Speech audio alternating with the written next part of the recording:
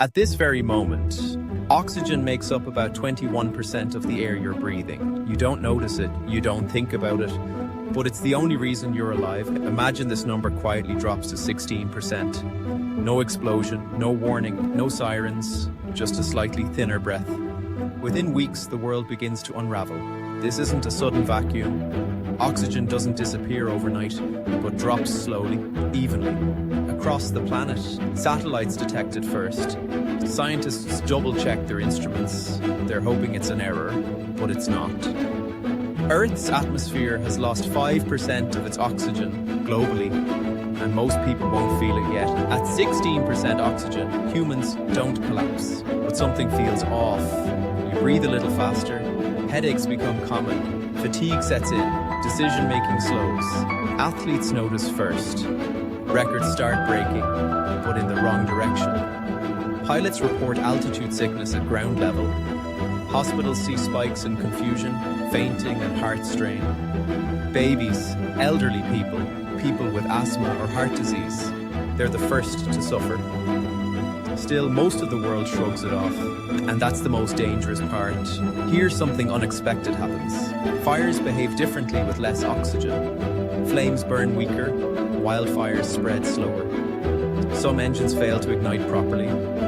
At first, this feels like a win, but then power plants begin struggling. Furnaces lose efficiency. Fuel burns incompletely. Cities start experiencing rolling blackouts, not because of demand, but because combustion itself is failing. The systems we built assume oxygen will always be there, but we were wrong. Now we move to the oceans. Warmer water already holds less oxygen.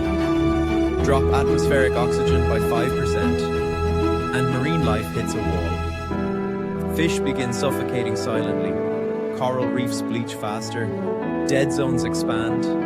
Plankton, the foundation of the ocean food chain, starts to decline. And plankton produces over half of Earth's oxygen, which means this isn't just damage. It's a feedback loop. Less plankton, less oxygen, even less plankton. The planet is now losing its ability to heal. Plants need oxygen too. Roots suffocate, growth slows, crop yields drop worldwide. High-altitude farms fail first. Then entire agricultural regions. Livestock struggle, grow weaker, reproduce less. Global food prices skyrocket, not from drought, not from war, but from air that's almost normal. Governments ration food, borders tighten, and panic finally arrives. Technology tries to save us. Oxygen-rich buildings, pressurized cities, artificial atmospheres. But Earth isn't a spaceship. You can't seal a planet. Billions of people can't live indoors forever. Evolution could adapt humanity, but not in decades. This takes thousands of years. And oxygen loss doesn't stop at 5%. If it reaches 12%, humans lose consciousness. 10% survival becomes impossible. Oxygen isn't dramatic. It doesn't explode. It doesn't make noise.